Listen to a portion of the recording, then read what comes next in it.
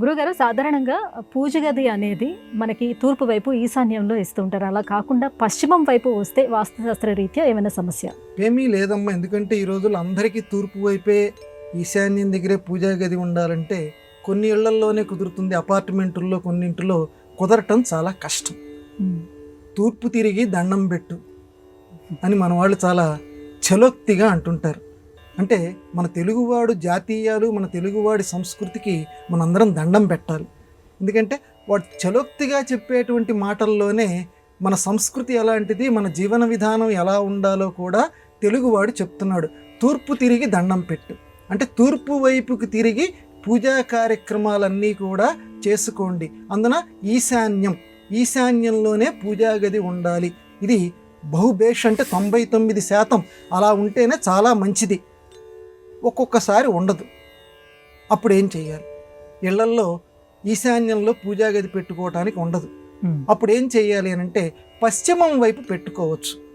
పశ్చిమం వైపు పెట్టుకున్న పూజా గది తప్పు లేదు అని అన్నారు. అయితే ఇక్కడ ఒక చిన్న నిబంధన చెప్పారు. పశ్చిమం వైపు పెట్టుకున్న నువ్వు తూర్పు వైపుకు తిరుగు.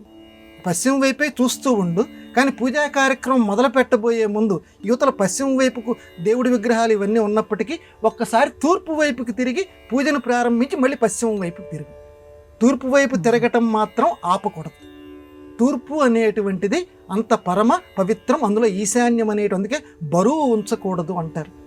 ఈశాన్యం వైపు బరువు ఉంచకూడదు. బరువు ఎందుకు ఉంచకూడదు? అక్కడ వస్తువులని కాదు అక్కడ అర్థం. బరువు ఉంచకూడదని అంటే పూజ అంటే ఏంటంటే ఇందాక మనం చెప్పుకున్నామే బంధ మోక్షయోహం. మోక్షానికి కారణమైనటువంటిది మన యొక్క పూజా గది. మోక్షం రావాలి అంటే బరువు ఉండకూడదు. బరువు లేకుండా తేలిగ్గా ఉంటేనే, మన మనస్సు తేలిగ్గా ఉంటేనే, అంటే ఎటువంటి కోరిక అనేది బరువు. కాబట్టి ఆ బరువులు లేకుండా చూసుకో.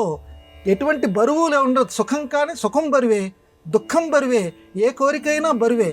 ఆ బరువులు లేకుండా తేలికగా కూర్చోరా అని చెప్పటానికి మన వాళ్ళు అందుకే జోహార్ అని నేను అంటుంటాను.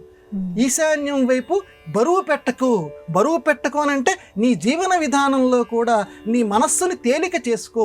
నువ్వు ఈశాన్యం వైపే పూజా గది ఉంటుంది, అక్కడ నీ మనస్సుని తేలిగ్గా చేసుకొని కూర్చో. అంటే ఎటువంటి కోరికలు లేకుండా నిష్కాముడిగా కూర్చో. నీకు మోక్షం లభిస్తుంది. మళ్ళీ తల్లి యొక్క ఆ గర్భచరలో ఉండేటువంటి బాధ తప్పుతుంది. అందువల్ల ఈశాన్యం వైపు ఉండటమే సర్వశ్రేష్టం. లేదా పశ్చిమం వైపు అయినా తప్పేమీ లేదు. కానీ పశ్చిమం వైపు ఉన్నప్పుడు ఇందాక నేను చెప్పినట్లుగా ఒకసారి తూర్పు వైపుకు చూసి ప్రారంభించండి పూజని. అది మంచిది.